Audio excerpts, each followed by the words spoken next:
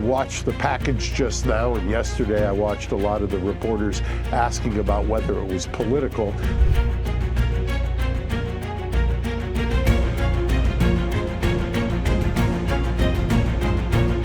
A shocking twist in a decades-old case. Will new evidence and public outcry be enough to free the Menendez brothers? Their lawyer isn't holding back, and the stakes are higher than ever. Could this be the break they've been waiting for? The letter that could set them free. In 1989, the Menendez brothers, Lyle and Eric, shocked the nation by murdering their wealthy parents, Jose and Kitty Menendez, in their Beverly Hills mansion. The crime seemed inexplicable. Two privileged young men raised in luxury, suddenly committing an unthinkable act. As details unfolded, the brothers claimed they'd suffered years of physical and emotional abuse at the hands of their father, a prominent Hollywood executive. They argued that this abuse pushed them to the edge, fueling a desperate act of self-defense. The prosecution, however, painted a very different picture. They argued that Eric and Lyle were motivated by greed, eager to inherit their parents' multi-million-dollar estate. The trial became a national sensation, sparking debate over the brothers' true motives. Were they traumatized victims seeking freedom from a nightmare, or ruthless killers driven by financial gain?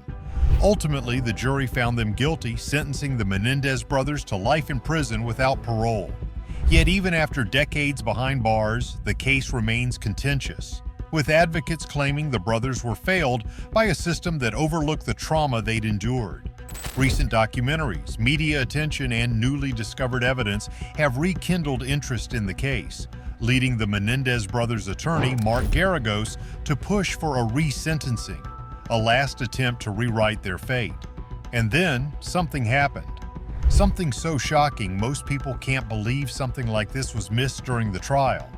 A letter discovered in Eric Menendez's personal effects from the months leading up to the murders has become a vital piece of evidence for those advocating for the brothers' release. Addressed to his cousin, Andy Cano, Eric's letter suggests he was under immense emotional distress and fear, detailing alleged abuse at the hands of his father, Jose Menendez. In it, Eric allegedly wrote, "It's still happening, but it's worse for me now," implying that the abuse had intensified. This letter, long overlooked, now serves as potential proof for the defense's claims, arguing that Eric and Lyle's actions were a desperate attempt to escape a harrowing home life. Attorney Mark Garagos has seized upon this piece of evidence, labeling it as irrefutable proof of a long-standing cycle of abuse. Garagos, known for taking on high-profile cases, believes the letter confirms the Menendez brothers' assertion of self-defense. The timing of this discovery, alongside a wave of public interest in the case, spurred by recent documentaries and social media campaigns, has given the Menendez case fresh momentum. Documentaries like Monsters, The Menendez Brothers, and Netflix specials have shined a new light on the brothers' troubled past, fueling sympathy among younger audiences who see the case through a different lens than the public of the 1990s. This new generation perceives the Menendez brothers not as wealthy killers, but as abuse survivors pushed to their limit. However, the letter is not without its critics. Some have argued that it's simply a desperate tactic by the defense to evoke sympathy, claiming it doesn't change the brutal nature of the crime. Yet Garagos counters that the emotional plea within the letter paints a different picture of Eric's mental state at the time. Those defending the Menendez brothers argue that if the jury had been aware of these letters and other indicators of abuse, the case's outcome might have been different. The emotional weight of this letter has also amplified the voices of the brothers' extended family, who have recently gone public in support of their release. Their relatives insist that Eric and Lyle were in a state of constant fear, which they claim is evident in both the letter and in their testimonies throughout the trial. But as the family members hold press conferences and voice their stance, others question if this support is rooted in genuine concern or in a desire to control the narrative of the family's dark history. In parallel, the letter has fueled public interest in the accusations of abuse that extend beyond the Menendez household. Roy Rossello, a former member of the boy band Menudo, recently came forward with allegations against Jose Menendez, claiming that he too was abused by Jose when he was just a teenager. These claims have created waves in both the media and the legal proceedings, leading some to believe that Jose's abuse was far more pervasive than previously thought. The introduction of Rossello's allegations has added credibility to the brothers' narrative, reinforcing their defense's argument that they acted out of trauma. Despite the new evidence and growing public sympathy, skeptics argue that such claims are conveniently timed, questioning the authenticity and timing of Rossello's story. However, Garagos insists that the timing is coincidental and driven solely by the recent discoveries. He argues that Rossello's testimony, combined with Eric's letter, paints a consistent picture of a man with a dark past that drove his children to act in what they felt was self-defense. As Garagos presents this letter as the key to Eric and Lyle's possible release, questions linger. Could this be the missing piece that changes everything? Or will the courts view it as too little, too late? Public outcry hits fever pitch. The Menendez Brothers case has exploded back into public consciousness, largely thanks to social media movements and high-profile documentaries that question the fairness of their trial. These platforms have amplified voices that argue Eric and Lyle were victims of tragic circumstances, driven to act out of fear. Public opinion is undergoing a shift as younger generations raised on ideas of mental health awareness and trauma-informed perspectives view the case with more empathy than before. What's striking about this resurgence in public support is how quickly it's turned into an organized campaign. Across platforms like TikTok and Instagram, posts calling for justice for Eric and Lyle have gone viral. Supporters argue that the brutal upbringing described by the brothers is grounds for a new trial, asserting that the jury of the 1990s, bound by more conservative attitudes, may not have considered the psychological effects of abuse in the same way they might today. Videos dissecting every detail of the case, footage, testimonies, and court documents have reached millions, and hashtags like Free the Menendez Brothers trend regularly. One of the driving forces behind this online movement is the campaign launched by friends and supporters of the Menendez family. They argue that the case embodies a systemic failure to protect vulnerable victims of familial abuse, claiming that if the brothers had come from a different background, the trial's outcome might have been different. This group insists that Eric and Lyle were unjustly condemned for trying to protect themselves and escape a horrific situation, painting them as misunderstood rather than cold-blooded killers. They claim that the high-profile status of Jose Menendez, a Hollywood executive, shielded him from scrutiny, making it hard for outsiders to understand the horrors allegedly happening behind closed doors. But not everyone is on board with the movement. Skeptics argue that the brothers, who were financially comfortable and had promising futures, could have pursued other options besides murder. They question the motives of their supporters, suggesting that many may be caught up in the allure of a sensationalized story rather than grounded in a genuine belief in the brothers' innocence. The growing tension between these two sides has made the Menendez case one of the most controversial examples of how social media can influence public opinion on a legal case. Why didn't the Menendez brothers leave? They'd grown up. They should have left the house if they were being abused. But everything, watching a lot of court TV. Riveted to the Menendez Brothers trial. I don't get a chance to watch much TV. Oh, these two arrogant brothers are gonna fry. Even within the legal world, opinions are divided. Many legal experts caution against viewing the case solely through a modern lens, emphasizing that the legal system is bound by evidence and process. They worry that public pressure could create an expectation for the courts to reassess cases without due process. However, Garagos is quick to counter this notion, arguing that the newfound public support highlights a shift in societal attitudes toward mental health and abuse. In his view, the public's empathy for the brothers demonstrates a greater understanding of the long-term effects of trauma. As public pressure mounts, Garagos faces the challenging task of navigating both the court of law and the court of public opinion. Supporters rallying behind the Menendez brothers on social media eagerly await a ruling that could redefine the public's understanding of justice in cases of alleged abuse and self-defense. But will this outpouring of support actually make a difference? With things like this, you never know. But this case is unique. People genuinely feel sympathetic towards the brothers, and the majority, especially on social media, has sided with them. Hidden secrets from a boy band member. The public's perception of Jose Menendez took another hit when former Menudo band member Roy Rossello stepped forward with shocking allegations, claiming that he was also a victim of abuse at the hands of Jose Menendez. Rossello's revelation was unexpected, raising disturbing questions about Jose's past and whether he may have had a darker side beyond the Menendez household. In a recent interview, Rossello described an encounter with Jose, who he alleges drugged and assaulted him when he was only 13. Rossello's claims have fueled speculation that the abuse Eric and Lyle endured might not have been an isolated family tragedy, but part of a more extensive pattern of predatory behavior. Rossello's claims bring a level of outside validation to the Menendez brothers' accounts, lending credibility to the argument that their father was capable of horrific acts.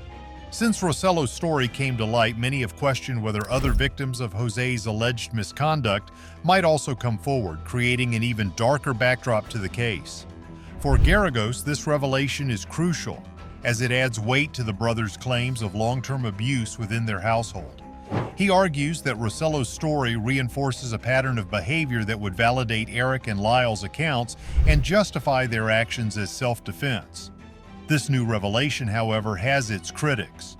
Some suggest that Rossello may be seeking attention or capitalizing on a case that has gained renewed media interest.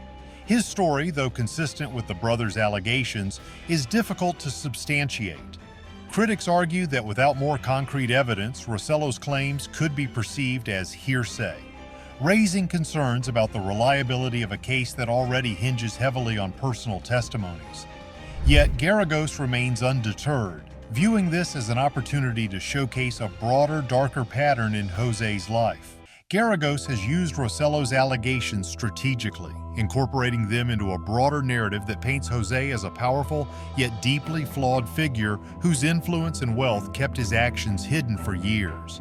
The defense's perspective insists that Jose's death revealed not just the end of a wealthy executive's life, but the unmasking of a man who lived a double life, casting his family into a world of secrecy and fear. This, Garagos argues, is central to understanding why Eric and Lyle felt they had no option but to escape in such a drastic way. As Rossello's story spreads, public interest has intensified, with people wondering if there could be other victims who never spoke up. This line of inquiry has become a crucial element in the defense's strategy, building a narrative that Eric and Lyle weren't just isolated victims, but part of a larger web of trauma connected to Jose Menendez. Mark Garagos unleashes his strategy. Again, have you had the chance to speak to Lyle and Eric? I have, and I mean, obviously, after almost 35 years, it's quite a turn of events. It's been a long slog for them, and I think they're cautiously optimistic that they can see some real relief at this point. Mark Garagos, a seasoned defense attorney, has been deeply invested in the Menendez case for years. But now, with a wave of public support and new evidence, he's moving more aggressively than ever. His legal strategy is meticulous, built on a foundation of disturbing revelations and tactical moves designed to sway both the courts and the court of public opinion. Garagos knows he must demonstrate that Eric and Lyle acted out of a sense of self-preservation rather than premeditated malice. His approach hinges on the notion that the brothers' psychological trauma, combined with recent evidence and new testimonies, justifies a resentencing or even a retrial. Garagos' strategy involves framing the Menendez brothers not as affluent kids who killed for financial gain, but as emotionally and psychologically damaged individuals pushed to the edge by an abusive father. His arguments bring in nuanced psychological insights, often referencing studies on trauma and its impacts on decision-making. He's leveraged the newly surfaced letter and Rossello's testimony to bolster his narrative that the brothers acted out of desperation. According to Garagos, this wasn't an impulsive crime, but a drastic measure taken after years of alleged abuse. In recent interviews, Garagos explained that his ultimate goal is to have Eric and Lyle's life sentences revisited with the hope of a reduced sentence. However, he's facing significant challenges from prosecutors who argue that this case should not be revisited based on allegations without solid evidence. Garagos is prepared for such counter-arguments, framing them as attempts to minimize the trauma Eric and Lyle endured. He emphasizes that no one truly understands the depth of psychological impact unless they have lived it, a powerful statement designed to resonate with the public and press. An essential part of Garagos' approach is leveraging the newfound public empathy for the Menendez brothers. He's strategically aligned himself with influential advocates ranging from legal experts to mental health professionals, who argue that the judicial system of the 1990s was ill-equipped to handle cases involving severe trauma. To gain even more momentum, Garagos has encouraged public engagement, urging supporters to sign petitions and share posts, effectively harnessing the power of social media to keep the Menendez brothers in the spotlight. The defense attorney has also hinted that additional witnesses who had allegedly observed suspicious behavior by Jose Menendez could come forward if given the opportunity. This veiled statement has generated a fresh wave of speculation. By suggesting there could be others willing to corroborate the abuse narrative, Garagos is effectively signaling that the full story is yet to be told. His relentless pursuit of justice for Eric and Lyle places the prosecution in a difficult position. They now face the public's critical eye, questioning whether justice can genuinely be served without fully considering the abuse claims. But will Garagos' strategy prove successful, or will the courts find his approach too speculative to be effective? Countdown to the verdict. As the legal drama intensifies, the ultimate question remains: will Eric and Lyle Menendez receive a new sentence? Public interest has reached an all-time high, with each new revelation adding fuel to the fire. We didn't know the other side, what happened with them as childs, if they were being abused or molested. The district attorney's office has indicated that they will take all new evidence seriously, but it's unclear how this will play out in a courtroom setting where the stakes couldn't be higher. For the Menendez brothers, this decision represents their last hope for a chance at freedom after more than 3 decades behind bars. The case's renewed attention has put the district attorney's office in the spotlight, with activists and legal reform advocates watching their every move. The DA's office, facing immense public scrutiny, has hinted at the complexity involved in revisiting such an old case. Any decision to re-sentence the Menendez brothers could set a powerful precedent, potentially opening the door for other cases involving abuse-related defenses to be re-evaluated. The legal implications are significant. If the brothers are granted a resentencing, it could shift the landscape of how abuse is considered in violent crime cases. Garagos is not leaving any stone unturned as the countdown to the verdict begins. He's expressed confidence that the tide of public opinion, combined with fresh evidence, will make it difficult for the court to ignore the Menendez brothers' plea for leniency. However, the prosecution argues that the abuse claims, though shocking, lack sufficient corroboration to justify a reduced sentence. The DA's team maintains that Eric and Lyle had other avenues of escape and that choosing murder was a deliberate act, not a response to trauma alone. The brothers have been very lucky with how dedicated their lawyers have been, even when the outcome hasn't always been favorable for them. With both sides firmly entrenched, the court's decision is shaping up to be one of the most anticipated in recent history. The public continues to speculate on what might happen next. Some believe the court may grant a resentencing that allows for eventual parole, while others suspect the brothers may remain incarcerated for life. As the verdict approaches, every detail, every piece of evidence, and every statement made by both the defense and prosecution will be scrutinized heavily. For now, the Menendez brothers wait in anticipation, knowing that their future lies in the hands of a system that once deemed them beyond redemption. If Garagos manages to sway the court, it could lead to an outcome that reshapes public understanding of trauma, abuse, and self-defense. However, the brothers are keenly aware that the legal system rarely bends under the weight of public opinion alone, no matter how loud or persistent the voices supporting them. This could actually be the final chapter in the Menendez brothers' story, or it could merely be the beginning of a new phase in their fight for freedom. What do you think? Is it time for the Menendez brothers to get a second chance, or should their sentences stay? Let us know in the comments below. And if you enjoyed this deep dive, make sure to like, subscribe, and stay tuned for more.